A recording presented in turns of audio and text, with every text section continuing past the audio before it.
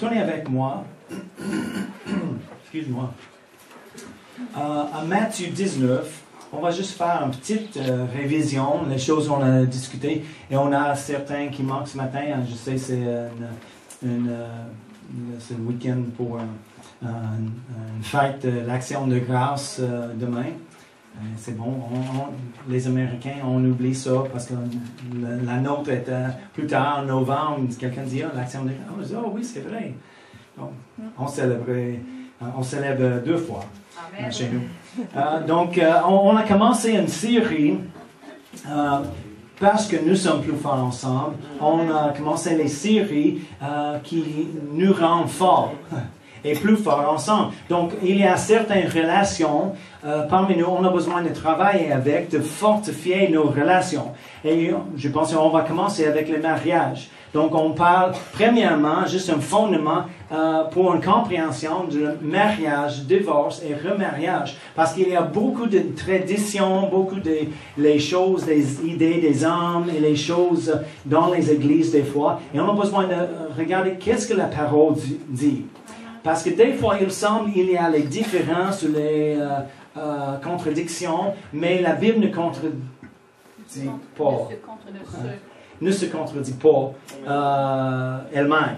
Non, c'est la vérité et nous avons la liberté quand on voit la vérité. Amen. Amen. Et c'est pour notre paix et la liberté. Et Jésus a dit que la vérité, vous connaissez la vérité et la vérité vous affranchira. Amen.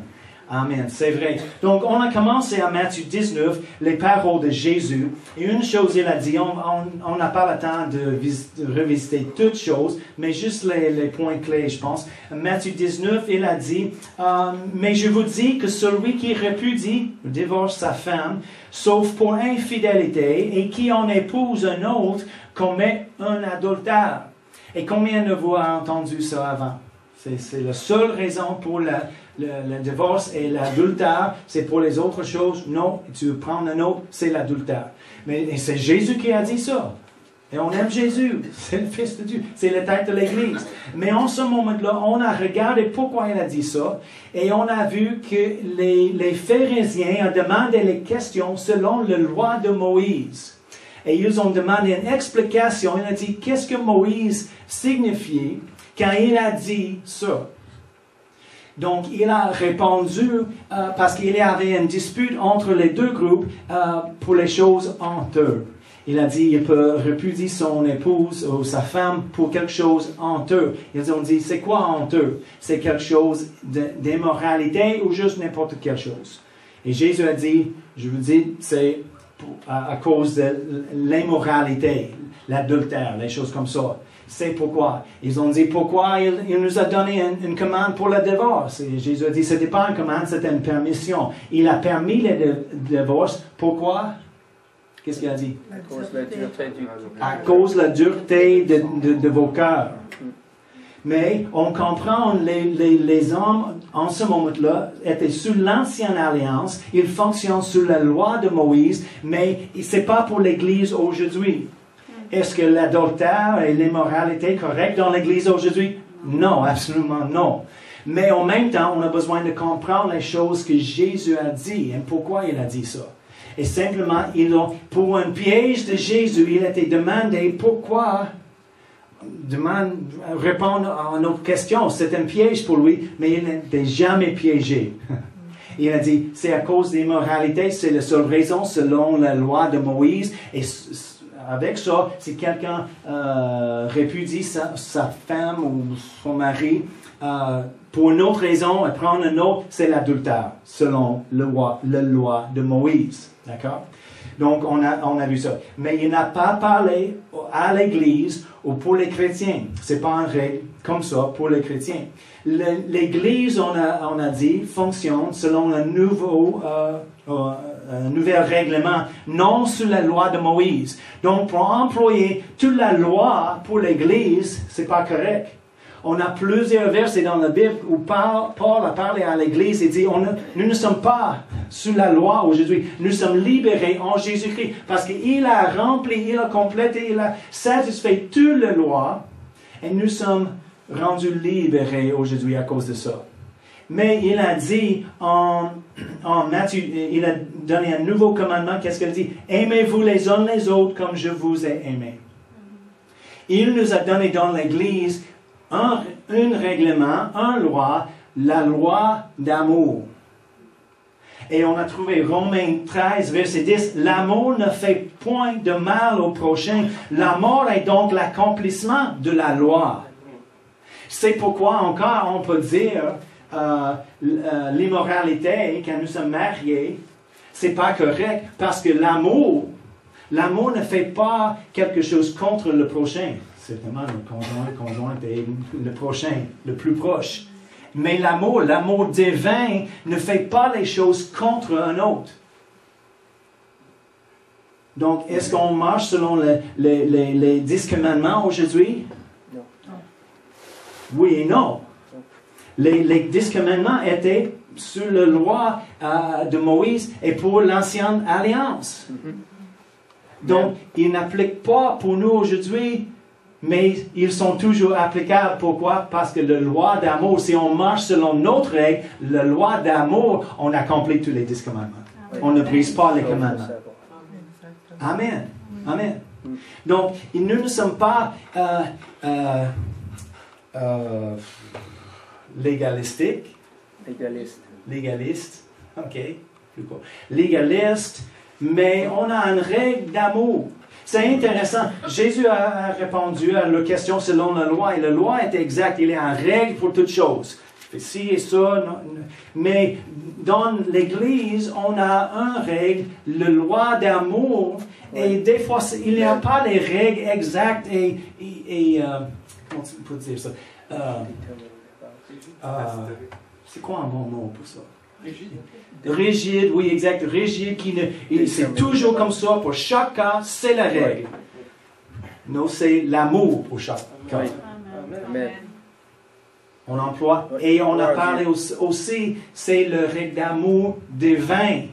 Pas l'amour naturel. Parce que l'amour naturel dit, tu m'aimes, je t'aimerai. Si tu ne m'aimes pas, je ne t'aime pas non plus.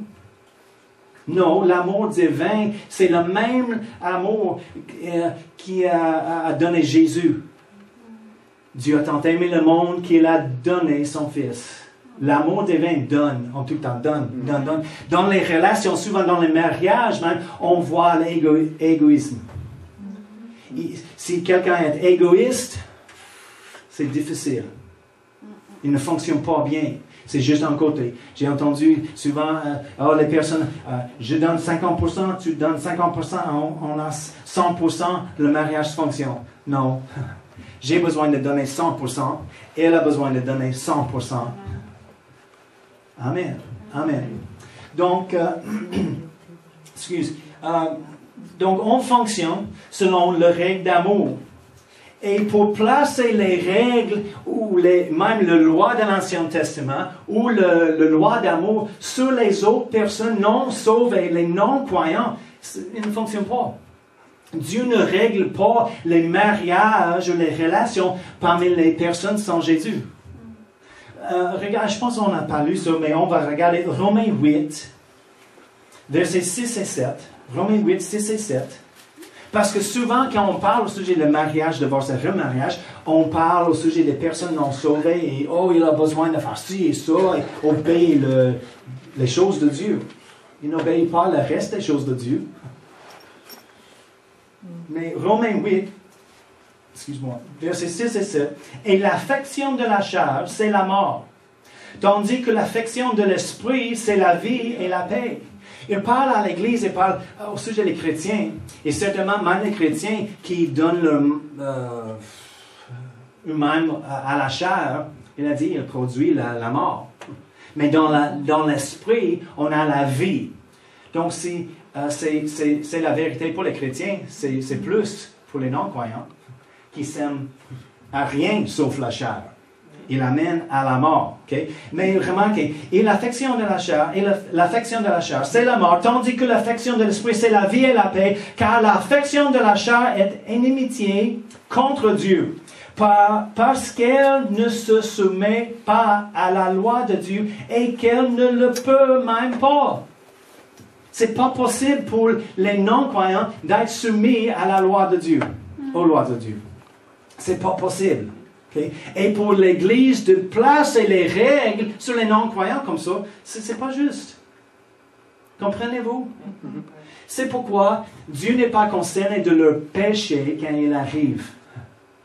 Souvent, l'Église est concernée de rien sauf le péché. Hey, arrête ça, arrête. Pourquoi tu fais ça? Tu as besoin d'arrêter ça. On ne fait pas ça ici. C'est les chrétiens, on fait ça. Si la personne n'avait pas accepté Jésus, pas encore, son nature n'est pas changée. Il n'est pas capable d'arrêter le péché. Avant Jésus, la Bible nous montrait qu'on avait la nature d'un pécheur. Jésus a parlé, les religieux, il a dit, vous avez la nature, juste comme votre père, qui est un menteur, il parle au sujet du diable. Mais en Jésus, quand on accepte Jésus dans notre cœur, il a changé notre nature et la nature d'un pécheur était brisée. C'est fini, c'est terminé. Et maintenant, nous avons la capacité d'arrêter le péché et de monter plus haut, de marcher dans l'esprit. Ce n'était pas capable avant Jésus. Mais maintenant, c'est possible. Nous sommes capables, on était rendus capables en Jésus-Christ. Pour arrêter le péché, il a brisé. Notre nature n'est pas la nature maintenant d'un pécheur. Je donne l'exemple tout le temps, le chien jappe. On dit, ne jappe pas, pourquoi tu jappes, ne jappe pas, juste parle, dis-moi que tu veux. C'est pas possible, le chien a la nature d'un chien, donc il va japper toute sa vie. Sauf on peut changer sa nature. Mais la nature ne change pas. Mais en Jésus, on a changé notre nature, on ne jappe pas aujourd'hui. Alléluia. Alléluia. On peut marcher dans l'esprit. Amen. Oui. Mais la Bible dit, c'est pas possible pour les autres d'être soumis aux lois de Dieu. OK? Donc, tournez à 1 Corinthiens 7, on a commencé de regarder les choses de Paul, et Paul a dit, et il a répondu aux questions concernant le mariage, le divorce et le remariage aussi, mais il a parlé au sujet des choses à l'Église, où Jésus a parlé avec les religieux, les pharisiens qui étaient sous la loi. Paul a adressé l'Église et nous sommes l'Église, donc les choses qu'il a dit en ce moment-là sont applicables à nous aussi, parce que nous sommes l'Église, n'est-ce pas? Amen. Donc, on a trouvé 1 Corinthiens 7, versets 1 à 6. Simplement, il a dit, pour éviter l'immoralité, il a dit, chaque femme et chaque mari a besoin de leur propre mari ou femme. Okay? D'avoir le propre. Conjointe. Amen. Et avec ça, on peut éviter l'immoralité parce que nous sommes dans la chair. Même si on marche dans l'esprit, nous avons la chair jusqu'au jour où Jésus revient. Et avec ça, il y a les faiblesses ou les désirs, les passions de la chair. Et pour éviter l'immoralité avec ça, si chacun a leur propre, les maris à une femme, les femmes à un mari, c'est correct. Mais en même temps, il a dit, c'est pas un commandement pour tout le monde d'être marié. Nous, on va regarder ça plus tard. Mais simplement, et aussi avec ça, verset 1 à 6, il a dit, ne vous privez point l'un de l'autre. Rendre à sa femme ou son mari, ce qu'il lui doit. Je dois rien. Oh oui. Si nous sommes mariés, on doit le droit de partager nos corps avec nos conjoints, conjointes. Amen. Et avec ça, il a dit, ne privez pas l'un de l'autre. Sauf c'est un temps pour la prière, les choses, tu peux jeûner, prier. Et après ça, c'est terminé, reviens ensemble. Amen. Simplement. Pourquoi? Pour éviter l'immoralité. Amen. C'est verset 1 à 6. Ensuite, après ça, 7 à 9, il a parlé au sujet des célibataires. Et il a dit, le célibat est bon, mais ce n'est pas pour tout le monde. Et il a dit, on ne force pas une exigence sur les personnes. Il a dit à chacun leur propre don. Il y a certains qui sont célibataires, ils aiment ça, ils ne sont pas pressés de trouver quelqu'un et ils ne tombent pas dans l'immoralité. Les autres, non, j'ai besoin de trouver quelqu'un. Pourquoi? Il y a une faiblesse, pas une faiblesse nécessairement, juste les désirs, les passions. Et il a dit à chacun leur propre don. Amen. Et à la fin, verset 9, il a dit, car il vaut mieux se marier que de brûler avec passion. Donc, au lieu de combattre les choses en tout le temps, et tomber, et combattre, il dit, trouvez une femme, trouvez un mari. Frank Hagin, il a rencontré une histoire d'un autre pasteur. Il avait une fille qui était tellement belle, très jolie. Et elle s'est mariée, un autre chrétien, et il est parti, il a juste disparu. Ils ont trouvé, il était dans le péché 2-3 années après. Mais son père était le pasteur, il a prêché les choses. Si tu as remarié, c'est l'adopteur. Donc, c'était leur croyance. Donc, elle était jeune, elle s'est mariée environ 18 ans. Donc, en ce moment-là, elle avait peut-être juste les vingtaines des années. Elle était jeune, elle avait un petit enfant. Mais le mari est parti et elle était dans sa chambre chaque soirée. Elle a pleuré dans la maison de ses parents. Le pasteur dit, « Oh, c'est terrible d'entendre ma fille. Chaque soirée, elle pleure dans sa chambre. » Et enfin, elle a dit, « C'est assez. » Elle a ouvert la porte. Elle a dit, « Sors de la maison. Fréquente des amis, trouvez un jeune homme et trouve un chum. » Mais elle a dit, non, papa, tu prêches contre les choses. Si je trouve quelqu'un, je vais tomber en amour, je veux se marier avec quelqu'un. Elle dit, c'est correct, faites-le. Elle dit, mais... Donc, il a parlé des autres ministres et il a demandé, Frank Hagin, qu'est-ce que tu penses? Et il a dit, je pense qu'elle a besoin de se marier. Parce que ce n'est pas la volonté de Dieu pour elle de rester comme ça toute sa vie et à cause de la tradition. C'est un trop grand fardeau. Parce qu'il est parti, on va discuter les choses ce matin concernant ça, mais il a dit, oui, c'est correct. Rappelez, il a demandé qu'on vit dans la paix. Nous sommes appelés de vivre en paix. Est-ce que c'est la paix? Est-ce que c'est la volonté de Dieu à cause d'une règle pour une jeune fille de 20 ans des années qui n'a fait rien? Elle n'a fait pas quelque chose. C'est son mari qui est parti. Ils ont trouvé avec un autre homme.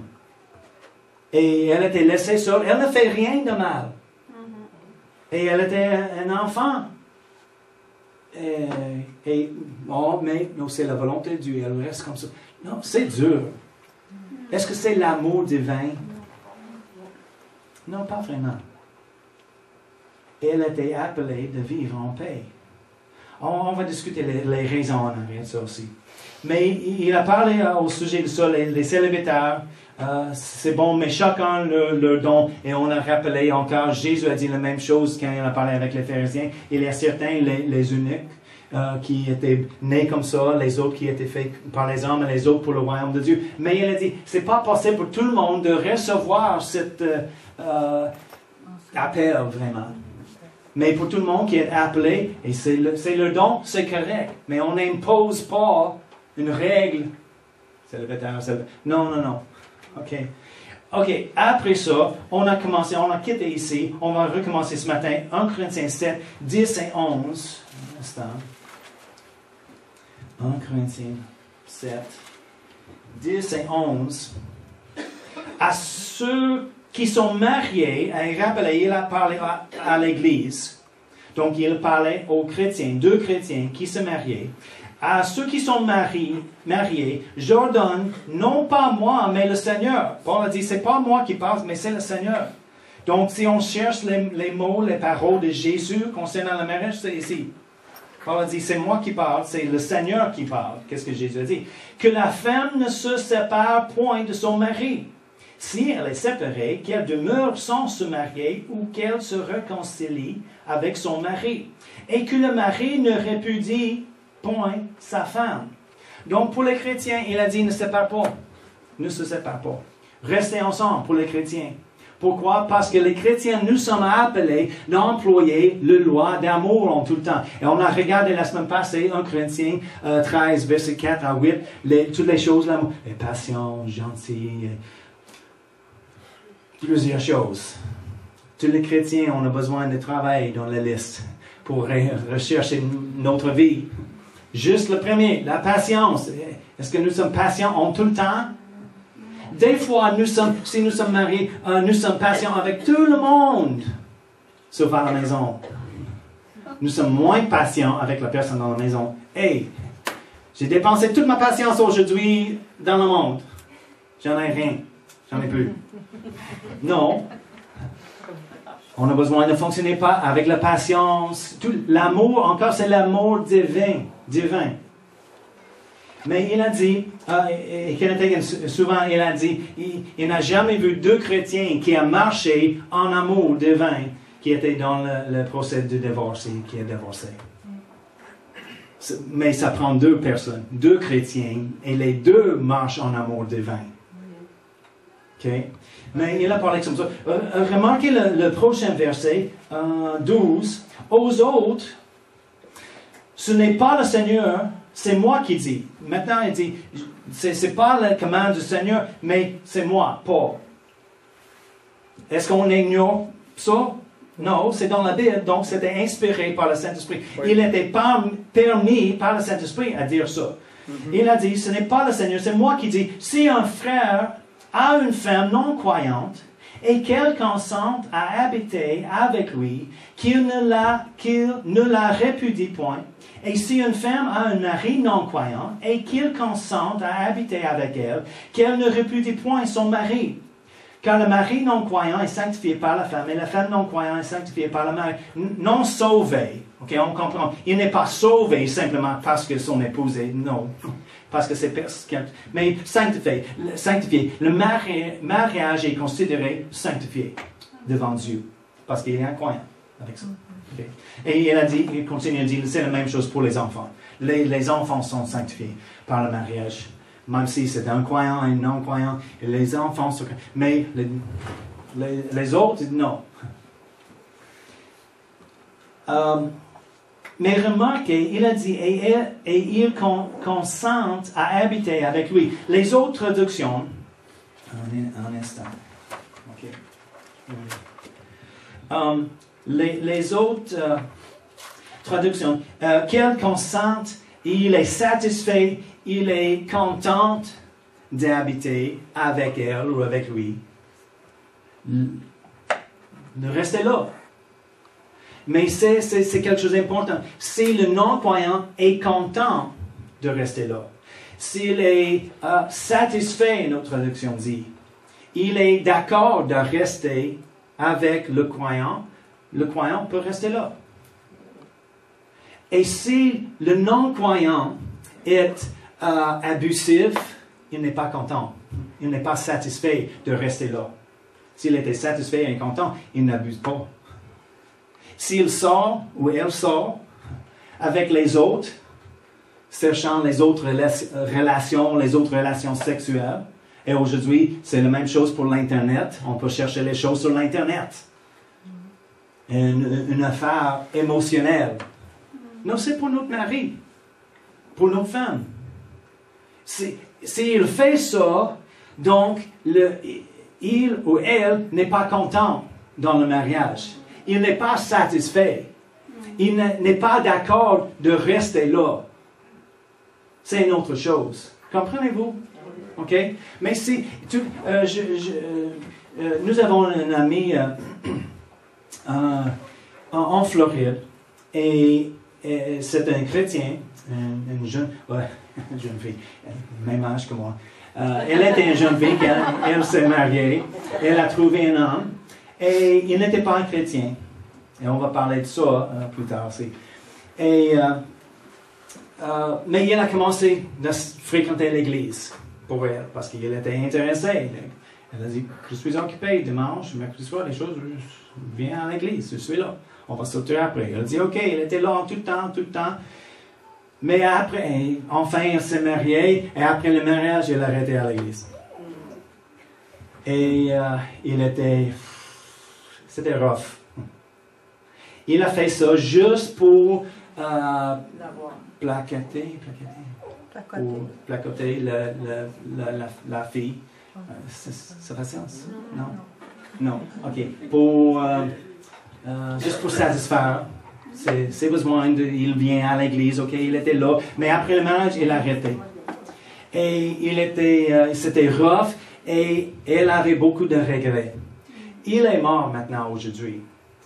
Mais avant lui, elle a parlé au sujet des enfants. Elle aimait les enfants. Elle a la volonté d'avoir plusieurs enfants, 3, 4, 5, peut-être 6. Mais après le mariage et sa vie avec lui, soudainement, elle a commencé, non, on ne pense pas, on veut les enfants. Pourquoi le changement? Mais elle a dit plus tard, c'est à cause de ma vie avec lui. Je ne peux pas amener les enfants dans le monde pour vivre comme ça. Parce que c'était très dur. Il n'était pas sauvé, mais il était content de rester avec elle. Il n'était pas abusif. C'est juste...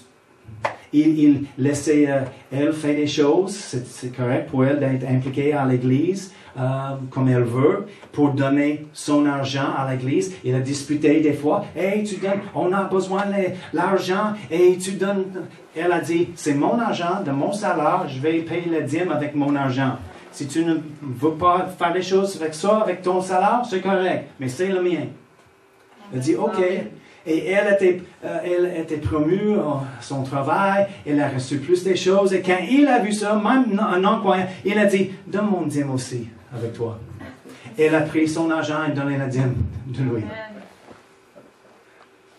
Mais elle s'est levée tôt pour lire la Bible, pour prier, mais pour préparer son déjeuner aussi. À 25 heures, elle s'est levée pour faire les choses, parce qu'elle a pris le temps avec le Seigneur avant de préparer son...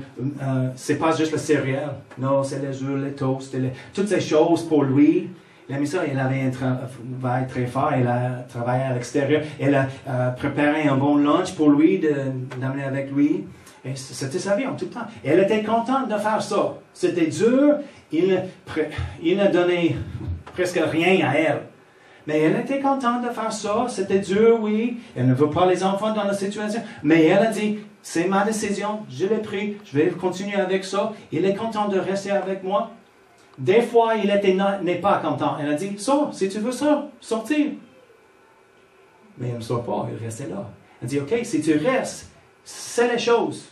Je peux le faire ci, ça, je peux faire ça, et je vais faire. Et on continue à faire beaucoup de choses pour lui. Et il a changé de ses avis. Il était content encore. Mais c'était dur. Pouvez-vous voir ça? C'était pas le meilleur. Mais en même temps, il était content de rester. Il était satisfait. Elle a laissé là. Et éventuellement, oui, il était sauvé, mais il est mort d'un cancer. Et elle est célibataire aujourd'hui. Mais il continue, remarquez, c'est quoi le verset?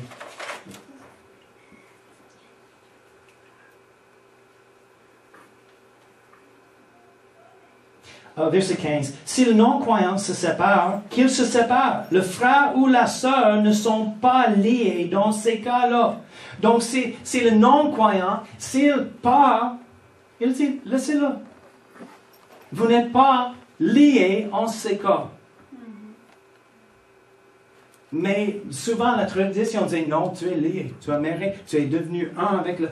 Et tu as besoin de ça. Non, la Bible dit, tu n'es pas lié en ce cas-là. Si le non-croyant part, laissez-le. Mais remarquez, il a continué, Dieu nous a appelés à vivre en paix. Car que sais-tu, femme, si tu sauveras ton mari, ou que sais-tu, mari, si tu sauveras ta femme? Il a dit, tu ne sais pas. Encore, c'est pas commandé, restez là parce qu'il sera sauvé. Non, il dit, tu ne sais pas, peut-être il sera sauvé. C'est une possibilité. Mais encore, nous sommes appelés de vivre en paix. Et si la personne, le non-croyant, n'est pas content, et c'est évident par leur action s'il est content et satisfait ou non. Et il part, ou des fois il dit, c'est pas moi qui pars, tu peux partir.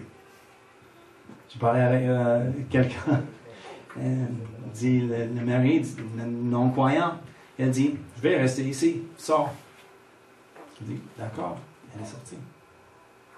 Si la personne n'est pas contente, qu'est-ce qu'on fait? Rester là, misérable, abattu, abusé, émotionnellement, physiquement? Non, nous sommes appelés de vivre en paix.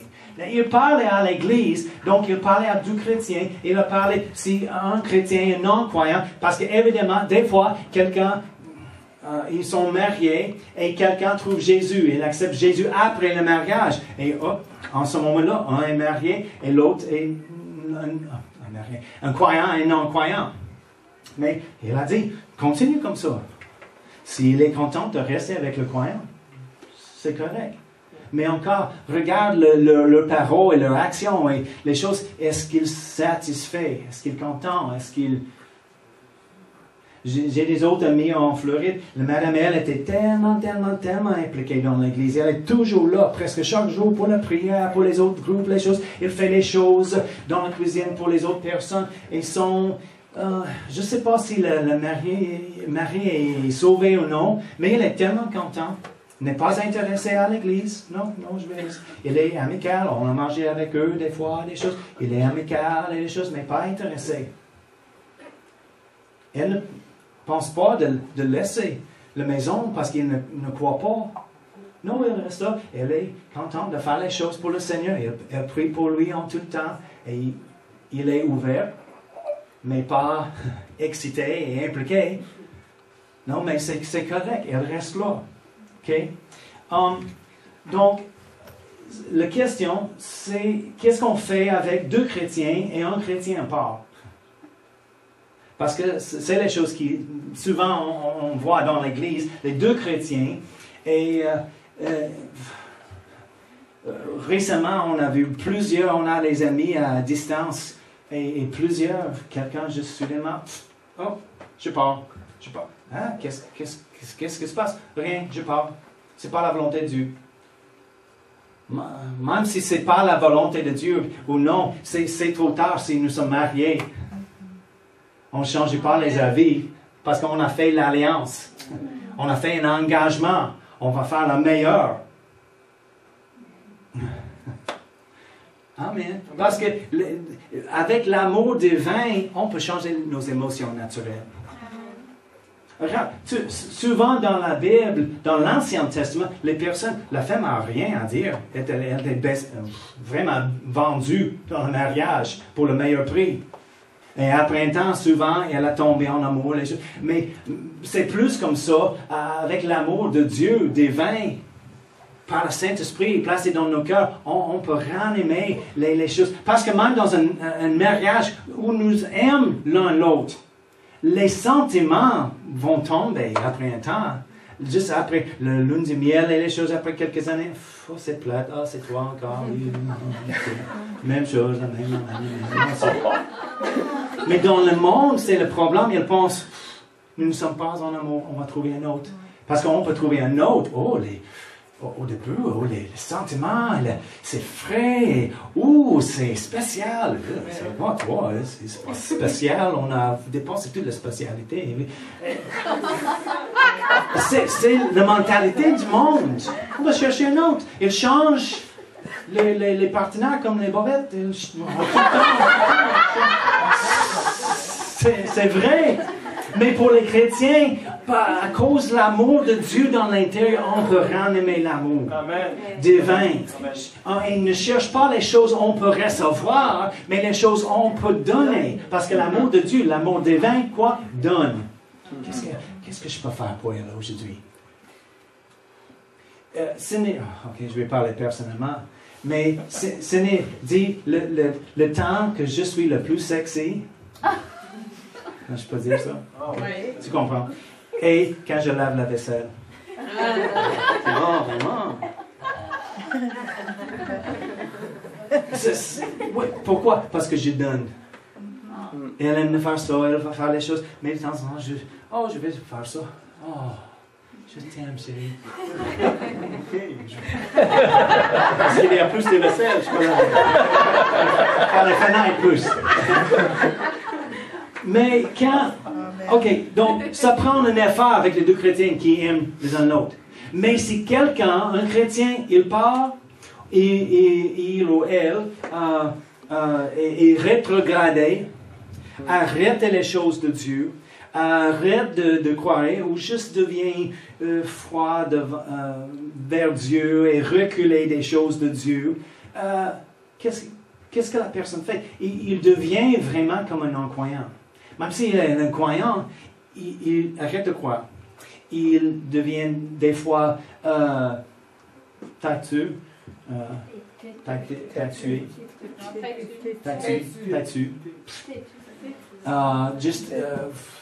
Et si on examine l'amour de Dieu, l'amour divin, patient, non. De la liste, non, non, non, non, non.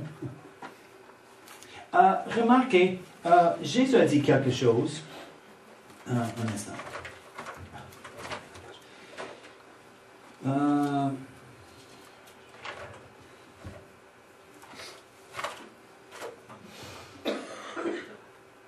Oh oui, Matthieu 18. OK. Matthieu 18.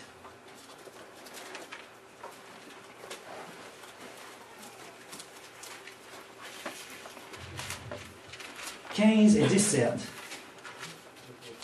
Si ton frère a péché, va et reprends-le entre toi et lui seul. S'il t'écoute, tu as gagné ton frère. Mais s'il ne t'écoute pas, prends avec toi une ou deux personnes, afin que toute l'affaire se règle sur la déclaration de 2 ou 3 témoins. Des fois, j'entends la même chose quand il y a une division dans une église. J'ai vu encore quelqu'un dit, oh, on a besoin de confronter le leader ou le pasteur, quelqu'un, et on prend 2 ou 3 personnes. Et elle dit, mais remarquez, si ton frère a péché, c'est concernant le péché, pas parce que tu n'aimes pas la couleur de tapis. Oh non, je n'aime pas ça, et il y a 3 ou 4 autres qui n'aiment pas ça non plus, il ne m'occupe pas, on va prendre le reste qui n'aime pas ça. Non, il parle au sujet du péché, okay, c'est une autre chose. Et on peut, chaque personne, pour chaque le point, on peut trouver un verset dans la Bible pour nous supporter. Il y a j'ai entendu les personnes qui prient les versets contre l'avortement, les autres qui prennent les versets pour. On supporte l'avortement. Vraiment. Oh, oui, tu peux twister les Écritures pour chaque position de chaque chose, chaque sujet. OK? Mais en tout cas, il a dit, si un frère a péché, va et reprends-le entre toi et lui seul. S'il t'écoute, tu as gagné ta affaire. Mais en tout cas, prends les autres, afin que toutes les affaires se règlent sur la déclaration de Dieu. S'il refuse, verset 17, de les écouter, dis-le à l'Église, et s'il refuse aussi d'écouter l'Église, qu'il soit pour toi comme un païen et un publicain. Il a dit, si la personne refuse le bon conseil, il n'écoute pas. Souvent dans un mariage, c'est applicable parce que l'époux et l'épouse parlent avec l'autre. Hey, on fait ça, pourquoi tu fais ça? C'est pas correct. Tu sais la Bible, tu connais la Bible dit c'est ça, on fait ça ensemble. Non. Si quelqu'un d'autre arrive et dit, hey, qu'est-ce que tu fais?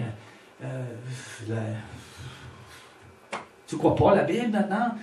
Et tu donnes le conseil et la personne refuse, n'écoute pas. Jésus a dit, traite-le comme un païen, un infidèle, quelqu'un qui ne croit pas. Pourquoi? Parce qu'il était illuminé par la parole, mais il refuse de marcher dans la lumière de la parole. Regardez avec moi 1 Timothée 5, 1 Timothée 5, verset 8. Si quelqu'un n'a pas soin des siens, et principalement de ceux de sa famille, il a renié la foi. Et il est pire qu'un infidèle. Comment la personne est pire qu'un infidèle? Parce que quelqu'un qui était né de nouveau, il connaît mieux. Il a vu la vérité, mais il a rejeté ça. Mais les infidèles, les païens, les personnes, les non-croyants, ils ne voient pas la vérité, ils ne voient pas la lumière. Mais les chrétiens qui voient la lumière, ils rejettent, ils prennent une décision de marcher sans la lumière ils ont reçue. Si on ne marche pas dans la lumière, on marche dans l'obscurité. Il y a beaucoup de problèmes dans l'obscurité. On devient aveuglé, vraiment. On ne voit pas la même chose. Donc, en ce moment-là, avec les deux versets-là, le croyant est devenu comme un non-croyant. Ce n'est pas à dire qu'il n'est pas sauvé, mais il marche comme un non-croyant. Et encore, on revisite les autres versets avant, en 1 Corinthiens 7, où il dit, si le non-croyant est satisfait de rester là, il est content, il est d'accord de rester là avec le croyant, la personne qui continue d'agir comme un croyant, c'est correct. Mais s'il n'est pas content, et encore, si la personne sort avec les autres, cherche les autres relations, cherche les autres choses sexuelles, cherche où il bat en tout le temps, abusif avec les parents, il ne prend soin pas de sa famille, comme elle dit, il n'est pas content, il n'est pas satisfait de rester là. Laissez-le partir. Pourquoi? Même s'il est un croyant, il agit comme un non-croyant et il a pris les décisions, donc, ça. Parce que, encore, nous sommes appelés de vivre en paix. Et si on manque la paix dans la maison, par exemple, la madame qui a fait tout pour son mari, elle se levait tôt, elle préparait le déjeuner, les choses, elle n'avait pas les enfants. Et souvent, il n'était pas la paix dans la maison, mais elle a trouvé la paix. Elle a fait ces choses avec le Seigneur, elle a prié, prend la parole, elle a confessé la parole, et elle a reçu la paix. Elle était en paix. Mais peut-être, si elle avait les enfants, c'est une autre chose. Parce qu'elle était un adulte, elle était capable. Des fois, les enfants dépendent sur leur âge. On a besoin d'avoir la paix dans la maison. Parce que si on permet certaines choses dans la maison, même si c'est correct, pour nous, on peut barrer ça, on peut reculer le noirceur de nous. On a besoin de penser s'il y a des enfants dans la maison impliqués avec ça aussi. Et des fois, on dit non, c'est pas permis. Non, je pense des enfants. Et qu'est-ce que l'amour de Dieu fait? L'amour ne pense pas juste de moi. J'ai besoin de penser à mes enfants, les autres. OK. Qu'est-ce que se passe si la personne revient? Encore, qu'est-ce que l'amour de Dieu fait? Ça dépend. C'est pourquoi il n'y a pas une règle stricte et pour chaque cas est différent. Chaque personnalité est différente. Chaque personne est capable de prendre plus ou moins. Mais, qu'est-ce qu'il dit? Nous ne sommes pas liés en ces cas. Et nous sommes appelés de vivre en paix. Oh, mais c'est pas amour si on ne pardonne pas. On peut pardonner. Nous sommes exigés de pardonner. Mais ce n'est pas une exigence de cohabiter avec la personne. On doit pardonner. Des fois, oui, absolument, nous sommes exigés de pardonner chaque fois. Mais pour habiter encore avec quelqu'un, c'est une autre décision. Et c'est pour chacun de prendre. Selon l'amour et la paix dans leur vie. Est-ce que c'est possible d'avoir la paix dans ma vie comme ça? Pour certains, oui, ok. C'est le travail, mais j'ai la volonté de travailler avec ça. Les autres disent non. C'est comme les enfants. Certains ont la personnalité et la capacité d'avoir 5-6 enfants. Certains ont la capacité pour juste un, juste 2. On a arrêté à 2. C'est notre capacité. Si Katie était plus docile et facile, on peut dire, OK, on a la capacité pour 3. Mais Katie était active comme 2, donc c'est comme toi, on dit, c'est notre capacité. C'est plein. C'est le même dans un mariage. Il y a des personnes qui sont capables de leur capacité et de prendre les gros travails. C'est comme un défi. Les autres, non, c'est assez. C'est toujours les inquiétudes. C'est toujours comprenez-vous? Donc, c'est pourquoi on n'a pas les règles très strictes et sévères, mais c'est simplement une question. C'est pourquoi Paul a parlé comme ça. Il a répondu à leurs questions spécifiques selon les règles d'amour. Et si on a une question, on pense, OK, c'est quoi la réponse? Qu'est-ce que l'amour divin fait? Et on peut regarder la liste 1 Corinthiens 13, versets 4 à 8. C'est l'amour divin. Qu'est-ce que l'amour fait? Et avec ça, c'est plus simple. On a la paix, dit, nous ne sommes pas liés. Bien sûr, on n'abandonne pas pour juste n'importe quoi, pour les choses de niaiserie. Il y a, je vais quitter avec ça, il y a un exemple qu'Nathan a donné. Parmi malheureusement, c'est les diplômés de Réma. Chaque groupe a leur personne full. Mais c'est une personne qui il a jeûné souvent. Et c'est correct, mais pour jeûner très longtemps, vraiment, Dieu a besoin de parler avec nous. Juste pas, je vais faire un jeûne de 40 jours. Jésus a été conduit par l'Esprit, pas juste parce qu'il a lu quelque chose dans un livre et dit, je vais faire la même chose. Mais ce gars-là, il a fait les choses, il a été en prière souvent, c'est bon, mais souvent il a reçu les choses un peu flyées. Et un jour, après un temps de jeûne long, et la prière, 18 jours, je pense, il est arrivé et a dit, Dieu m'a dit, ta femme, elle a dit, je vais t'envoyer encore chez tes parents. C'est terminé. Elle a dit, quoi? Qu'est-ce que tu fais? Pourquoi? J'ai fait quelque chose, je peux changer, je fais rien. C'est quoi le problème? Dieu m'a dit, fais ça. Dieu n'a pas dit ça. C'est pas biblique. Où est le verset pour ça? Elle a dit, il a dit simplement, on a les buts différents. Elle a dit, non, pas vraiment. Tes buts sont mes buts. On travaille ensemble dans le ministère et je suis là pour te supporter. Je veux déménager, faire n'importe quoi. Et il a dit, non, Dieu m'a dit. Et il a envoyé encore chez ses parents. C'est la niaiserie. C'est flyé. C'est pas biblique. Il n'a pas le verset. Il y a quelque chose biblique pour faire ça. C'est le problème. Des fois, quand l'Esprit a dit quelque chose, mais l'Esprit est toujours, chaque fois en accord avec la parole de Dieu. Il n'avait pas un verset pour ça. Oh non, nous avons le but différent. C'est peu importe. Il y a plusieurs petites choses comme ça, mais on peut régler les choses selon la loi d'amour. Simplement. Et si on manque les émotions, on manque les... nous sommes tellement différents. OK.